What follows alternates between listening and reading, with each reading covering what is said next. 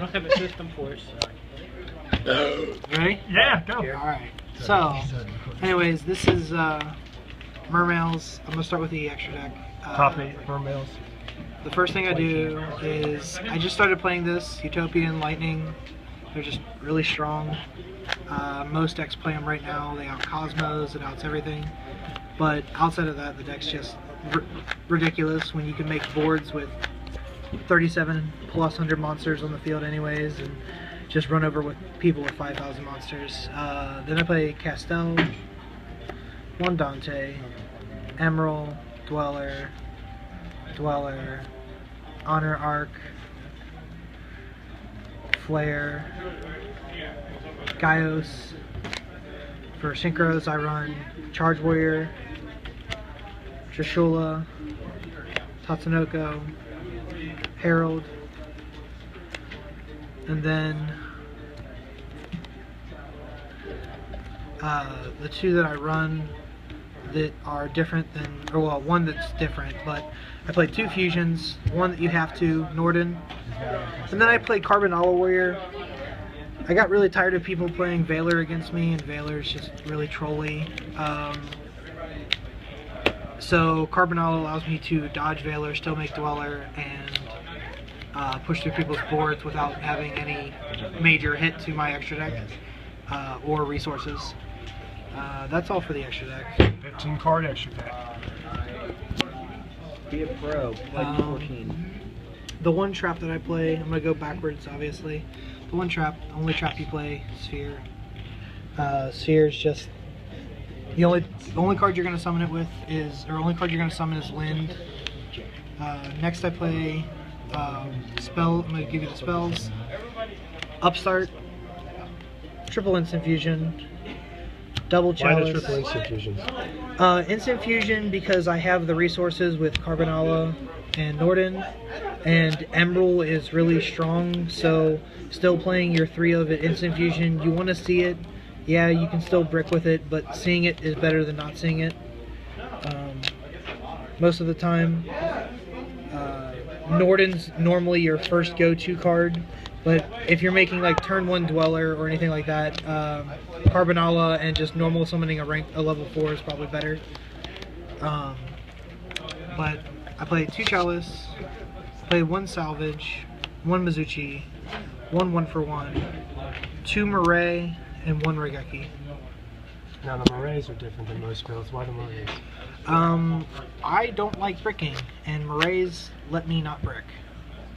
That is as simple as that is.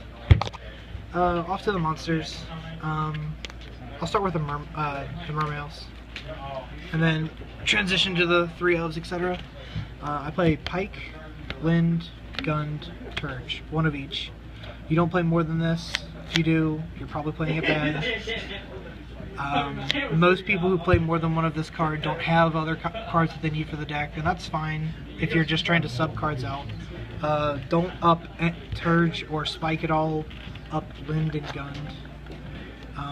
Other 1 of that I play is Diva, and Diva is just one of your strongest cards in your deck. When you see her, you'll probably win the game.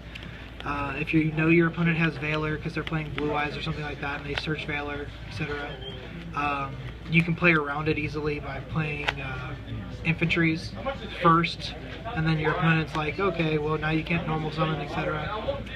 But you're going to normal out the Diva anyways, and you're going to just make a rank 4 or a level 4 and possibly a rank 4 off of it. Continuing on, 3 Megalo because I like winning. The other 3 of is Teus because again I really like winning, and Teus is just strong. Especially with this next card, Dragoons. If they're Italian, you draw them and Teus. If they're not Italian, don't bother playing this deck. Other cards that you should be playing at least 2, possibly 3 of. Marksman, Atlantean Marksman. You play 3 Atlantean Marksmen? Yeah, I just upped this. That's why this one's not foreign Italian yet. I realized that clearing back row is really important in this format. So having 3 back row clears is just an auto win. I don't play Twin Twister because I felt like discarding a card was just bad. The other 3 of Infantry, because this is like your bread and butter for your Neptibus. You normally send 2 of these off a Megalo cost to summon him, and they both trigger and just clear boards for you, which is just amazing. Got a couple more 3 ofs, Neptibus, and then the oddballs of the deck. I play 3 Maxi, 1 Veiler, and 1 Moon Glacia. 3 Neptibus you have to play. Maxi is this whole format's all about special summoning, so drawing off of all of your opponent's card effects are just hyper plus. I mean, you just get everything. When you do brick, you tend to brick really, really hard, but it's very rare. Outside of that, most of the time you're gonna just OTK your opponent. Mermails, as always, want to go second. You don't ever want to go first with it.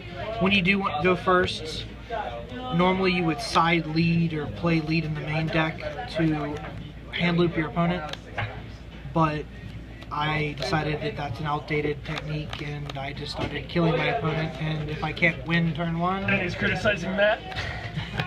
criticizing my cameraman Matt for playing lead because he's playing an outdated version of the deck and he can't win the mirror match. Outside of that, the deck has given me a lot of wins lately. I went undefeated on Yu-Gi-Oh! Day, which was Saturday. Most of the matches that day, I kind of got really bored and just high rolled for. I did play against a Cosmo player. He didn't want a high roll, unfortunately, but the other 5 matches I won through high rolls. So he's Mr. Dice Master. However, today I did top 8, and I usually top 8 here. We're at +1 gaming, and I normally top 8 with water. When I don't, it's probably because I brick that day or something like that. Other than that, I normally do top. The deck's really strong.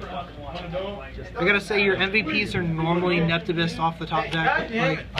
Outside of that, Megalo is normally really strong too. Most people can't push past a 3700 beater equipped with an armory arm. Not only that, Pilgrim, Beatrice, they're just not a thing when you're going to run over both the Dante and the Beatrice. Sounds good. Congrats on topping. Thanks.